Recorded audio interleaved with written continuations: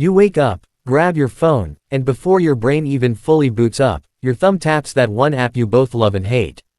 Your bank balance. And there it is. Lower than you expected. Again. You pause. You squint. You even refresh it like somehow the number will magically increase if you give it a second chance. But it doesn't. And now your brain starts doing that thing. That fast, messy mental math where you try to rewind your life over the past few days. You didn't buy anything crazy. No big shopping spree. No wild night out. So where did your money go? It's not like you woke up and decided, hey, today I'm going to slowly sabotage my financial future.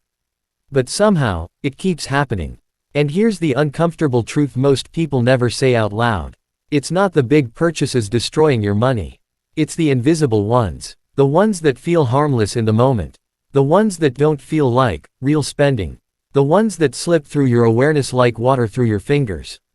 A $6 coffee. A $14 food delivery fee you barely noticed. A $9.99 subscription you forgot existed. A random $23, just this once, purchase that somehow happens 3 times a week. None of these feel dangerous. But together, they're silently draining your financial life. And that's exactly why most people fail at budgeting before they even begin. Because they think budgeting is about restriction. They think it's about cutting everything fun. They think it's about turning life into some boring spreadsheet where every dollar is locked in a cage.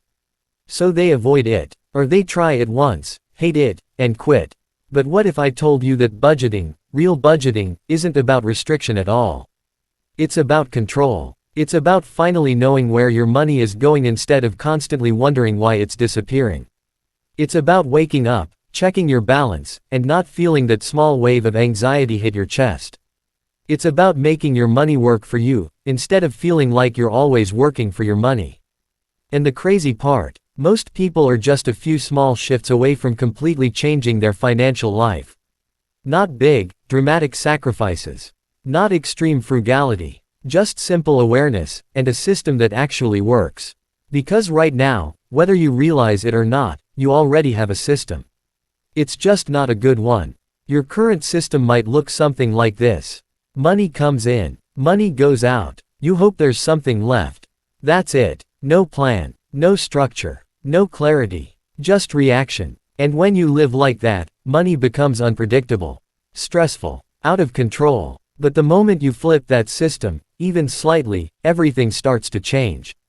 So instead of, money comes in right pointing arrow money goes out right pointing arrow hope something remains. You shift to, money comes in right pointing arrow you tell it where to go right pointing arrow everything has a purpose. That one shift, that's the foundation of budgeting. And it's way simpler than people make it. Let's break it down in the most real, practical way possible. Imagine you get paid $3,000 this month. Right now, most people mentally treat that as one big pool of money. They don't separate it. They don't assign it. They just spend from it. But that's where the chaos begins. Because when everything is one big pile, you lose track. Instead, think of your money like a set of containers. Each dollar has a job. Each portion has a purpose. Before the month even begins, you decide. This amount goes to rent. This amount goes to food. This amount goes to transportation. This amount goes to savings. This amount goes to fun. Now suddenly, your money isn't random anymore. It's organized. It's intentional. It's controlled. And here's the key thing most beginners miss. You're not limiting yourself. You're giving yourself permission. Because when you allocate money for fun, you can actually enjoy spending it. No guilt. No stress. No second guessing. That's what makes a budget sustainable. Not perfection. Clarity. Now let's get practical.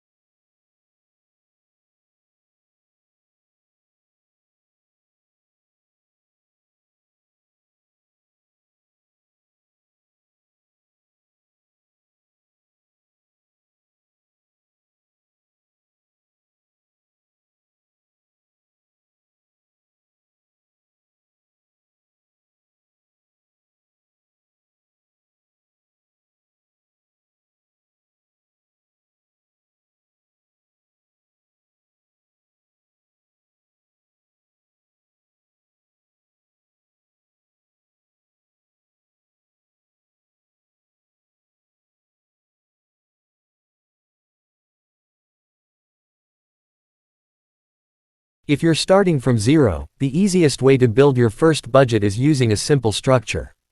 No complicated formulas. No advanced finance knowledge. Just something that actually works in real life.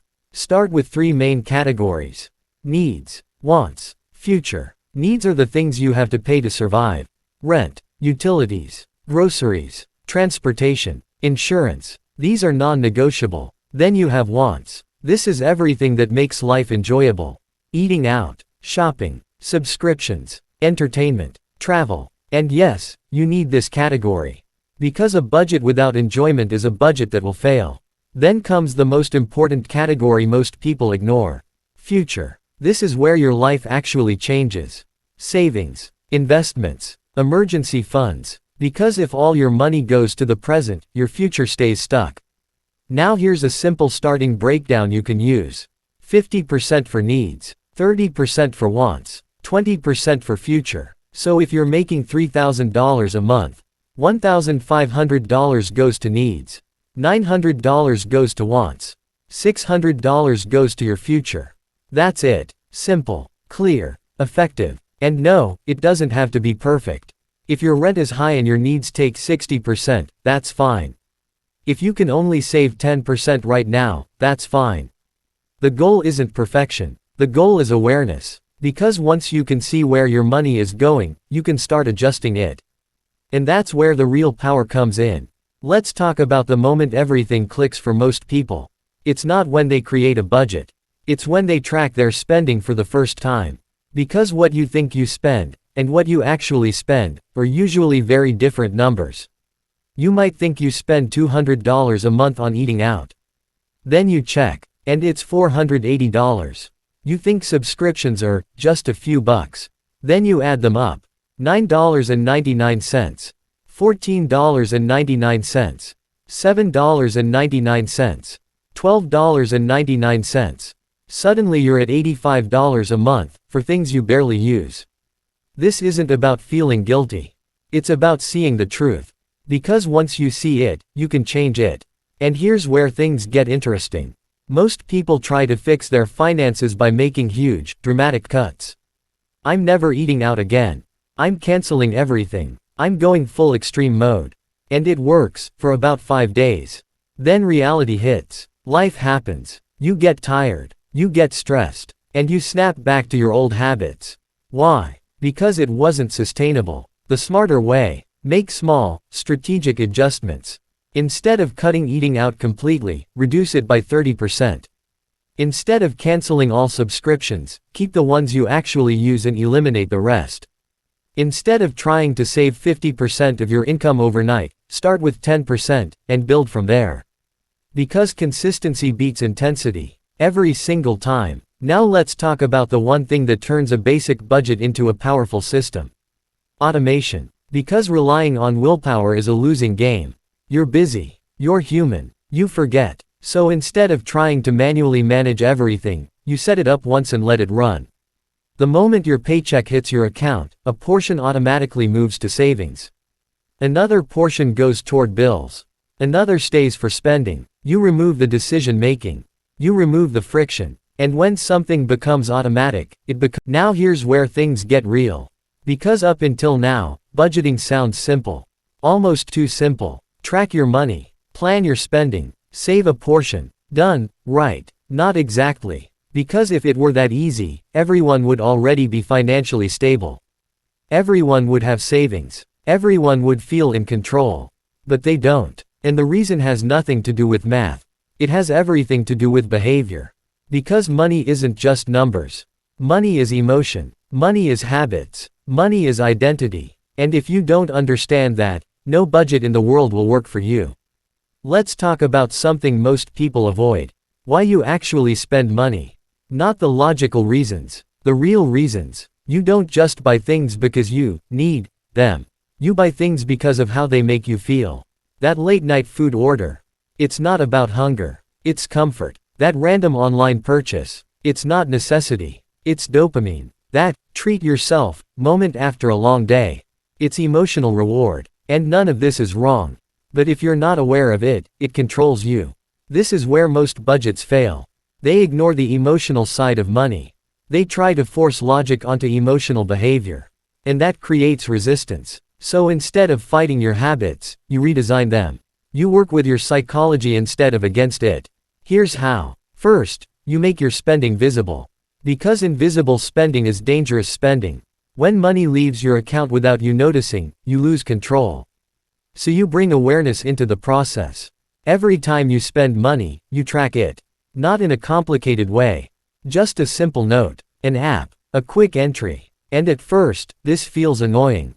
But then something interesting happens. You pause before spending, just for a second. And that pause, that's where change begins. Because now you're not reacting. You're deciding. Second, you create friction for bad spending. Right now, it's too easy to spend money. One tap, one click, done. No resistance. So you add a little friction. Delete saved card details from shopping apps. Remove autofill payment options. Unsubscribe from marketing emails that tempt you. Now every purchase requires effort. And that tiny bit of effort, it filters out impulsive decisions. Third, you reduce friction for good behavior. Saving money shouldn't feel hard. Investing shouldn't feel complicated. So you automate it. You make it effortless. Because whatever is easiest, wins. Always. Now let's talk about something powerful. The concept of identity. Because your financial life is deeply connected to how you see yourself. If you see yourself as bad with money, you'll act like someone who is bad with money. If you see yourself as someone who can't save, you won't save. But the moment you shift that identity, even slightly, your behavior starts to change. Instead of saying, I'm terrible with money, you start saying, I'm learning to manage money better. Instead of, I can't save, you say, I'm becoming someone who saves consistently. It sounds small, but it's not. Because your actions follow your identity. Now let's go deeper into building real momentum. Because the beginning is always the hardest part. Saving your first $100 feels slow. Your first $500 feels like nothing. But something powerful happens when you hit your first $1,000. It changes how you think. Because now you've proven to yourself that you can do it. And that belief, that's fuel. So instead of focusing on massive goals like, I need $100,000. You focus on small wins. $100, then $500, then $1,000, then $2,000. Each step builds confidence. Each step builds momentum. And momentum is everything.